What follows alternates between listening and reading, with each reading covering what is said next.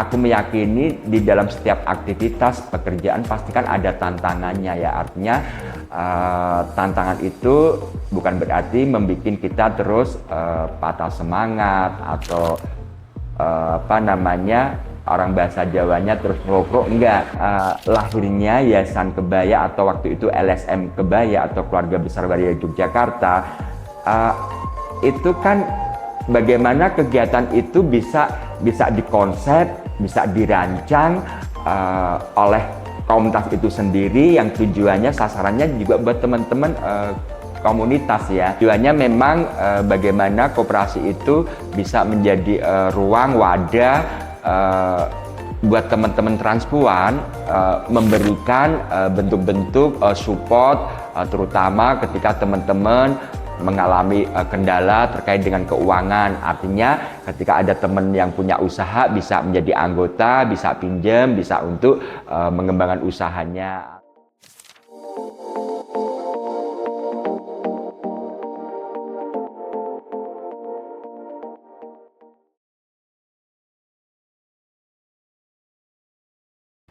Baik, terima kasih Bang Daniel.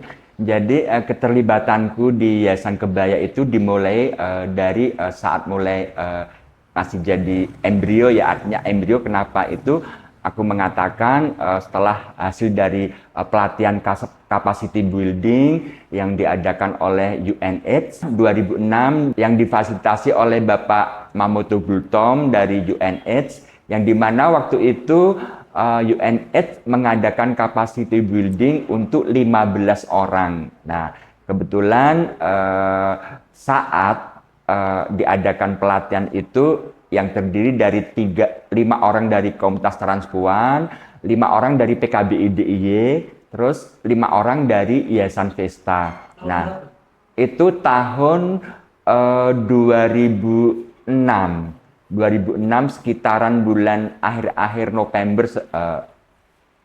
seingatku, kalau nggak salah malah justru di awal Desember itu di Hotel Wisanti Jalan Taman Siswa, yang dimana tujuan dari pelatihan capacity building itu ternyata UNS menginisiasi bagaimana lahirnya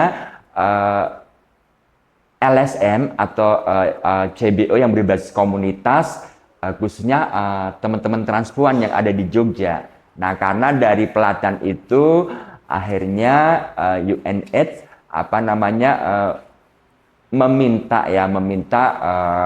kami untuk membuat latar belakang ADART termasuk database komunitas yang transpuan yang ada di Jogja, sampai akhirnya di tanggal 18 Desember pas saat pelatihan juga itu berdiri Yayasan Keluarga Besar Waria Yogyakarta. Waktu itu memang belum berbentuk yayasan ya, masih LSM ya, sampai akhirnya di awal ketika dokumen-dokumen itu sudah lengkap, sudah dikirim ke UNAIDS.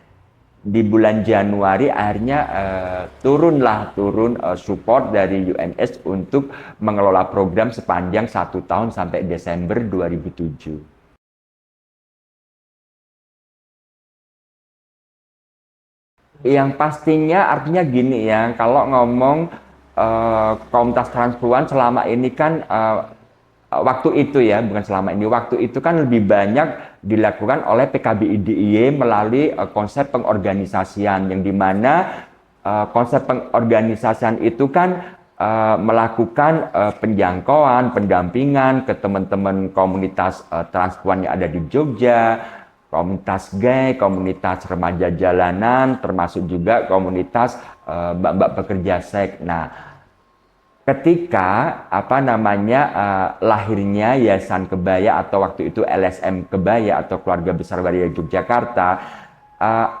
itu kan bagaimana kegiatan itu bisa dikonsep, bisa dirancang oleh komunitas itu sendiri, yang tujuannya sasarannya juga buat teman-teman komunitas ya. Nah, tujuan awalnya kan di situ. Ketika kita bisa mengelola, karena kalau berbicara terkait dengan permasalahan dan kebutuhan transpuan, yang pastinya kan teman transpuan sendiri yang akan lebih tahu ya, bukan berarti aku menafikan peran dari teman-teman aktivis yang di luar komunitas transpuan, tapi kan biasanya kita satu keluarga, kita jadi lebih tahu dengan segala permasalahan dan kebutuhan yang teman-teman perlukan. Kalau sekarang kebetulan dikasih tanggung jawab sebagai Monef ya, staf Monef atau monitoring dan evaluasi.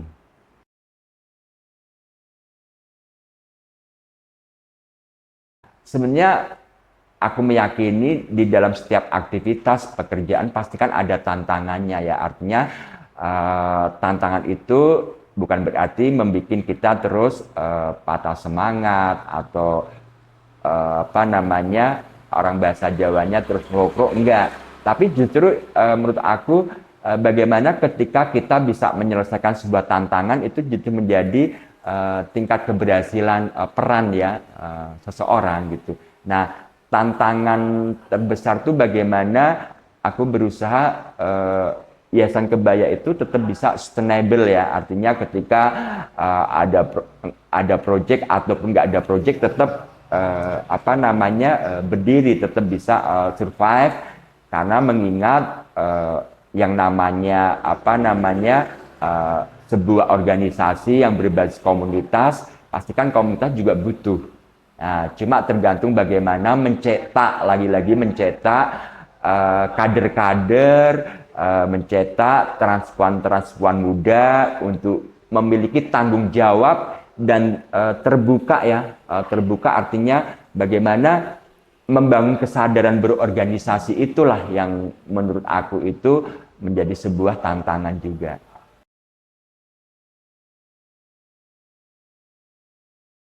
Banyak sih ya, menurut aku banyak peran-peran Yayasan Kebaya yang sudah melakukan, uh, artinya melakukan kegiatan termasuk menciptakan produk-produk kegiatan untuk teman-teman transpuan di Jogja. Salah satunya dengan adanya Smart Transkul ya, sekolah yang dimana itu mencetak orang-orang yang terlibat apa namanya ya, memang sih idealnya kan teman-teman yang memiliki kesadaran ya kan, kesadaran untuk berorganisasi atau menjadi agen-agen perubahan terkait dengan hal yang berkaitan dengan keragaman ya kan. Kalau ngomong keragaman kan sangat luas sekali. Nah, itu produk yang dilakukan oleh Yayasan Kebaya itu menurut aku sangat tepat ya, berusaha untuk mencetak teman-teman transpuan muda menjadi peserta, atau mungkin les-les, misalkan di situ ada teman-teman dari akademisi, ada teman-teman dari aktivis yang isunya berbeda pun, ketika ada minat untuk menjadi siswa ya, aku merasa malah justru senang juga. Jadi Iya. Smart Transport itu sekolah inklusif gitu ya? Iya, inklusif, iya kan? Karena menurutku itu apa namanya, Yayasan Kebaya, artinya termasuk teman-teman transpuan itu bagaimana untuk mengerjakan sebuah advokasi itu butuh peran-peran orang lain, artinya butuh stakeholder yang lain, ya kan? Mengingat apa namanya pentingnya berjejaring, ya kan? Kalau ngomong apa hasil dari advokasi itu kan menurutku kan akan lebih mudah ketika dilakukan secara bersama-sama, ya kan? Suara akan didengar ketika itu yang sifatnya kolektif, ya kan? Jadi dengan adanya sekolah Smart Transkul itu menjadi media bagaimana memberikan pengetahuan, pemahaman kepada siswa-siswa dengan beragam materi yang diberikan, yang harapannya lagi-lagi bisa menjadi agen perubahan baik untuk lingkungan sekitar maupun bagi orang banyak.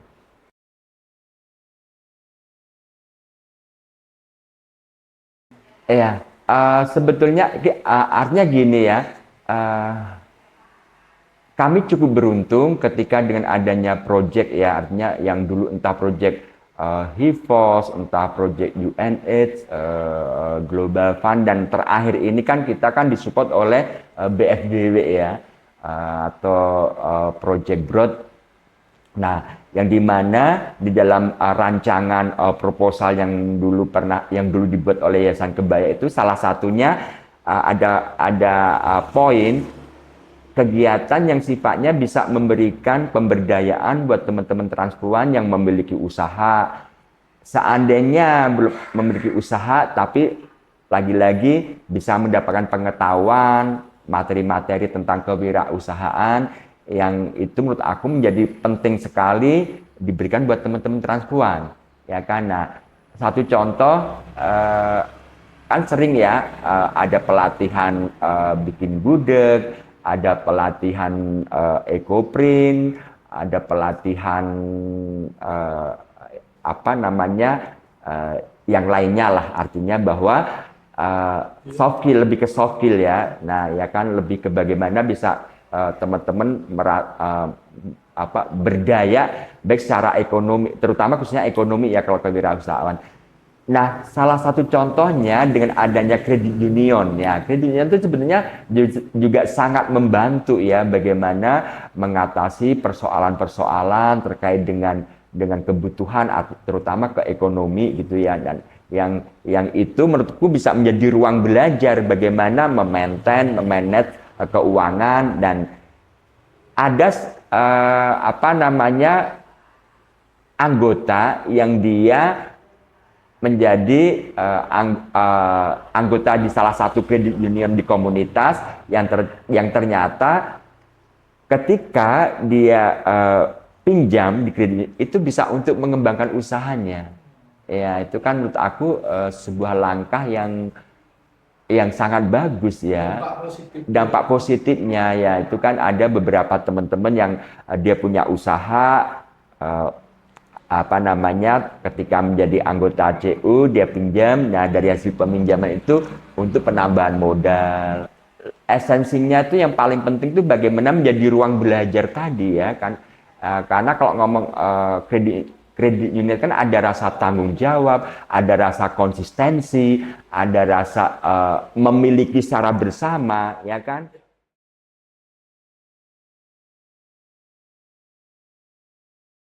Selain aku sebagai Monef di Yayasan Kebaya, kebetulan aku juga dikasih tanggung jawab oleh teman-teman santri transpuan untuk mengelola keberlangsungan Pondok Pesantren Waria Al-Fatah selepas almarhum Bu Sinta berpulang lebih dahulu. Nah, jadi di sini aku juga harus mulai belajar ya kan, bagaimana untuk pengelolaan waktu, terus bagaimana aku belajar juga untuk memiliki integritas, karena kan menurut aku sebagai ketua bukan sebagai sebuah kebanggaan, tapi justru sebagai rasa tanggung jawab yang lebih besar ya kan, karena mau nggak mau dengan dua aktivitas itu, yang satu sebagai Monef, satu sebagai ketua pondok pesantren, bagaimana aku berusaha bisa mematchingkan aktivitas harianku di dua lembaga yang berbeda. Namun lagi-lagi yang penting bagaimana terbangun komunikasi dan koordinasi itu juga menjadi sangat penting ya. Artinya dengan apa yang sudah dilakukan di Yayasan Kebaya, apa yang dilakukan di Pondok Pesantren Waria, tujuannya sama ya, esensinya buat teman-teman transpuan di Jogja maupun bagi masyarakat umum secara luas. Nah, seperti itu, Bang Daniel. Punya satu sisi di Yayasan Kebaya itu juga menjadi tanggung jawab aku ya, karena ketika dikasih kepercayaan, dikasih job desk sebagai staf Monef, itu juga menjadi tanggung jawab. Dan satu sisi juga di Pondok Pesantren Waria Al-Fatah ketika dikasih amanah untuk memimpin, atau untuk mengelola keberlangsungan pondok pesantren pun juga menjadi tanggung jawab yang besar. Iya.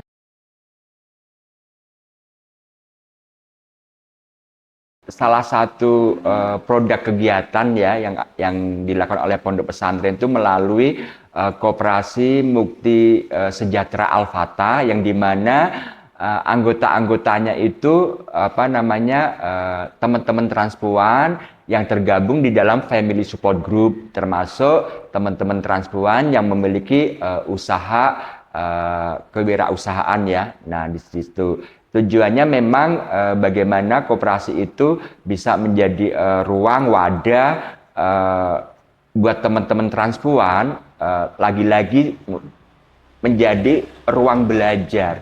Karena kan yang namanya manusia menurut aku tuh kan sampai tua pun tetap harus ada proses belajar. Nah, belajar mengelola keuangan, belajar rasa bertanggung jawab ketika menjadi anggota koperasi, yang walaupun tujuannya tetap lebih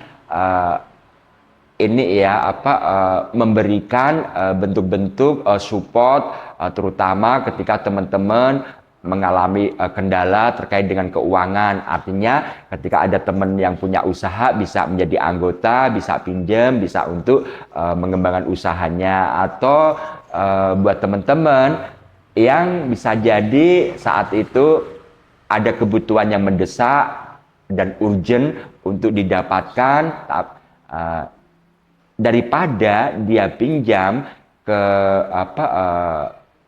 pihak luar yang mungkin bunganya besar, atau mungkin dia karena bingung sampai dia harus mendapat peminjaman melalui pinjol, itu kan menurut aku lebih berisiko. Nah, dengan hadirnya koperasi itu bagaimana berusaha menjadi wadah untuk memfasilitasi teman-teman dengan rasa lagi-lagi lebih aman.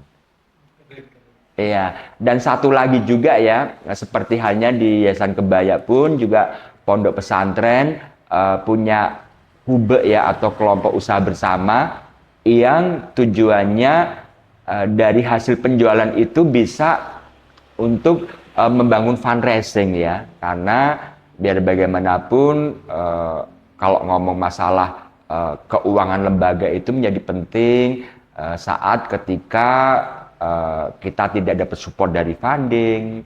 Nah, dengan adanya fundraising yang kita bangun, orang Jawa bilang ngawekani ya, ngawekani ketika ada hal-hal yang memang itu menjadi kebutuhan mendesak, seperti sewa kantor, atau untuk mensupport kegiatan-kegiatan lainnya.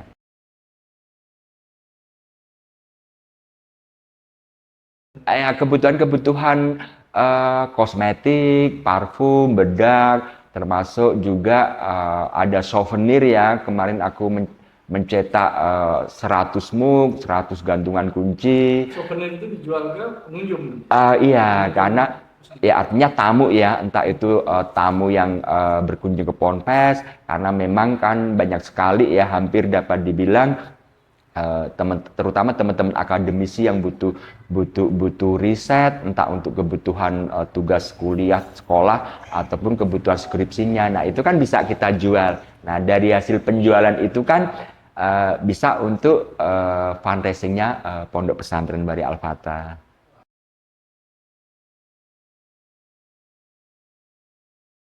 Oke ya, sebetulnya sih harapanku itu sangat sederhana sih ya, baik untuk harapan di internal maupun ke eksternal, yang artinya internal kan untuk teman-teman komunitas ya. Nah, itu harapanku buat teman-teman transpuan muda itu jangan lelah untuk belajar, artinya kan jangan langsung mandek ketika mendapatkan pelatihan apa, tapi terus berusaha untuk mengembangkan, mengasah ya kan, mengasah pengetahuannya, mengasah pengalamannya, yang mudah-mudahan harapannya itu akan membuka mindset ya, bahwa dengan melakukan kerja-kerja secara kolektif itu kan apa yang dia inginkan itu menjadi lebih cepat terwujud. Jangan mudah untuk membuat penghakiman, jangan mudah mengasumsi sendiri ketika belum kenal, belum berinteraksi, ya kan, dan belum bersinggungan dengan teman-teman. Negatif gitu ya. Iya, nah artinya memang apa namanya, harus ada strategi juga ya. Jadi bagaimana untuk meminimalisir stigma-stigma, meminimalisir stereotip-stereotip negatif gitu ya, yang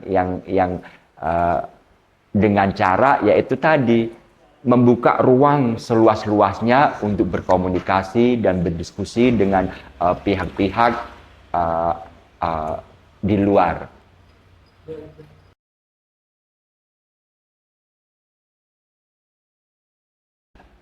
Satu kata ya, Menurut perspektif Mas.